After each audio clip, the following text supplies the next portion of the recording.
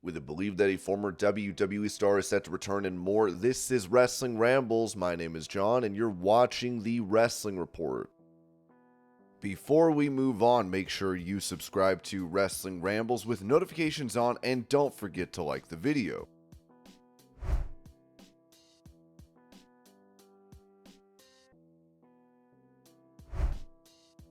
Speaking about how she has improved in the realm of broadcasting due to her time with WWE, Jackie Redmond said this on the Rangers Ed podcast. You know, it's so funny because hockey and WWE are so different, but in a lot of ways, I feel covering WWE has made me a better broadcaster in a lot of ways. I think for a long time, I always wanted to, like in post-game interviews or arrival interviews, which are the bane of most reporters' existence, because you record them at 5 o'clock and the player is in their routine of getting ready for the game. They don't really want to do them. It's not a place that generally you can have fun, or anyways, I used to stress like crazy over these interviews because you only get 2 questions. You know the player's not really in the mood to do it because their puck drops in 2 hours. They're just trying to get there, listen to their music, do their stretches, whatever, get their gear ready, and so I always used to ask just the stereotypical boring question about the game and let them be on their way. And I feel like since I've been covering WWE, not just on the road with them, but just the last couple of years of watching the product closely and covering it, I'm like, you know what? Every moment is an opportunity, and these guys are human beings, and they like to laugh and joke around and have fun, so screw it. Not every pre- and post-game interview has to be super serious, and so this year I've really taken on the attitude of just ask about the game, cover the game, but if there's an opening to do something different, do it.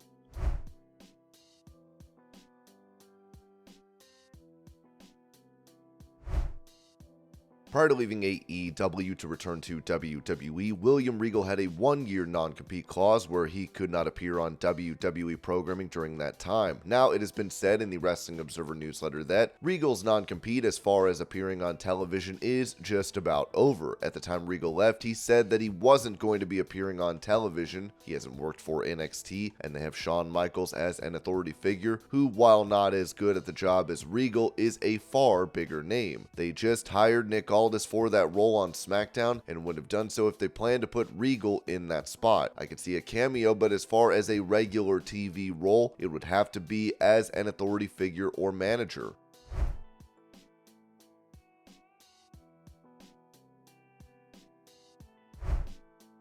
Taking to Instagram, US champion Logan Paul posted a Christmas family photo as he wrote that he wants a bigger belt. It's looking as though Paul will end up defending his title against Kevin Owens at the Royal Rumble, as it remains to be seen what is to come after that for Paul.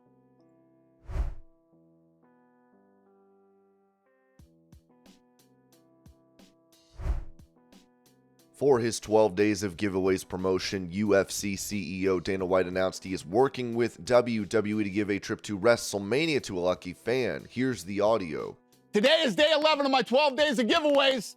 Today's giveaway is another badass trip, this time to watch WWE WrestleMania. The winner and a guest will get flown out to WWE's biggest event of the year in Philadelphia, and we'll watch both days of WrestleMania 40. Enter now in the link in bio or at UFC.com/12days. Good luck, everybody.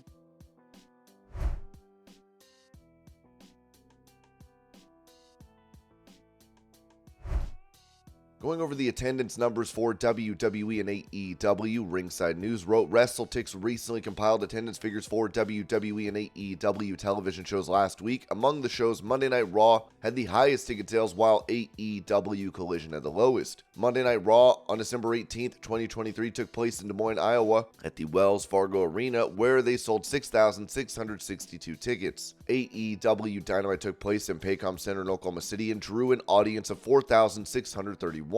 There was no live show for Friday Night SmackDown last week. AEW Collision took place at the Frost Bank Center in San Antonio, Texas, where they sold 3,841 tickets for last week's show.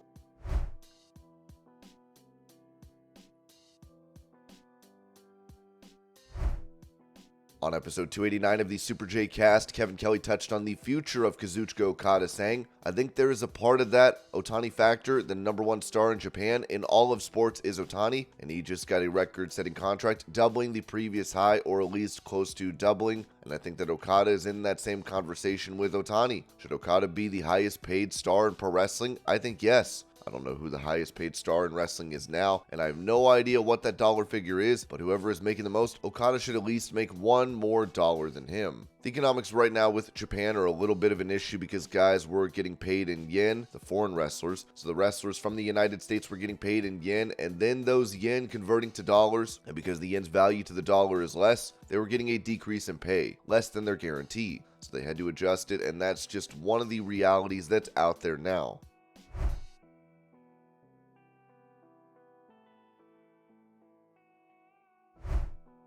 Going over why he started wearing Burberry scarves, AEW World Champion MJF told the SI Media podcast that there was a 16 and under bar like a club, but they didn't serve alcohol in Long Island. I went with my friends, it was the height of the summer, and obviously all the girls are all over me, and that's not hyperbole. I'm very good at getting with women, but there was one guy in particular who I could see also had a line forming for him, and of course, this agitates me because whenever the spotlight's not on me, I get very agitated. I look at this guy, again, the height of summer, and this guy's gone on Gucci shoes, long black jeans, and a Burberry scarf. Wool. It's the summertime. It's hot as balls, not just outside, but in this club. And I'm thinking to myself, you schmuck. The only reason you're wearing that is so everybody in here knows you can afford it. And then I thought, and there you go.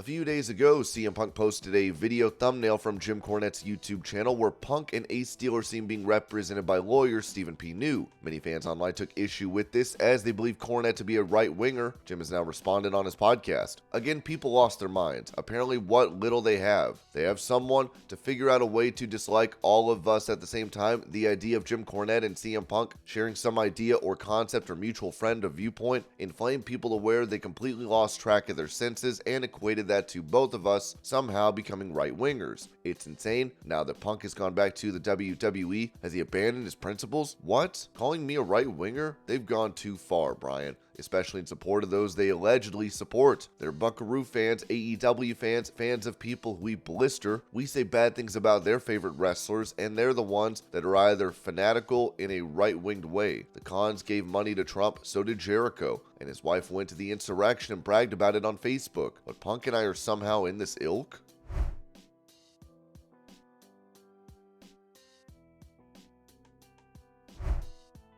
Talking about if Chris Jericho is trying to get back in the good books of WWE, Conan mentioned on his Keeping It 100 podcast, I gotta think that there's maybe a part of Jericho that's like, hey, after I've done my thing here, I would love to probably retire in WWE.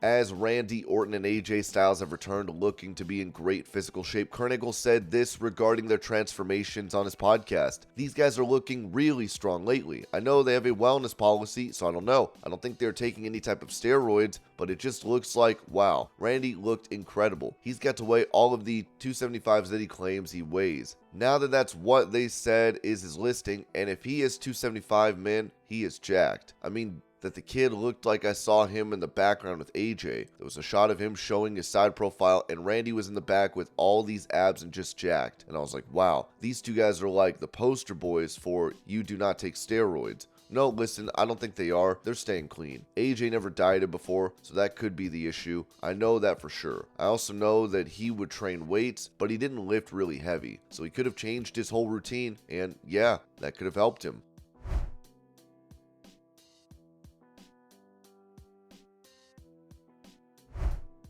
Giving an update on his health, the Nature Boy Ric Flair told the Wrestling Classic podcast, "My health is good. I've been cleared. I can get in the ring. I'm not going to wrestle. Let's clarify that."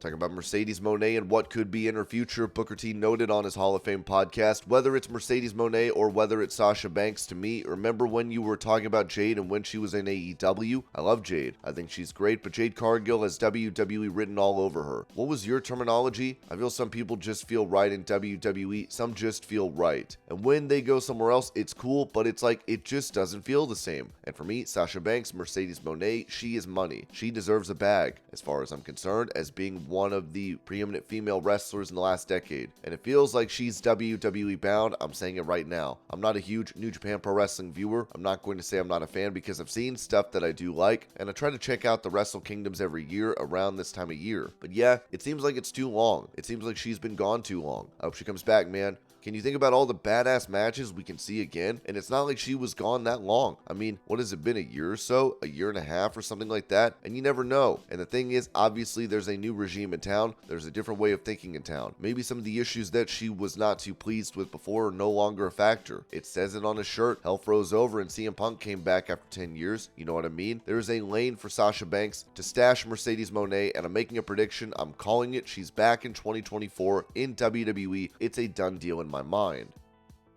And this was your Pro Wrestling News Update. I hope you're all having a great day. Thank you so much for watching, and I will see y'all later.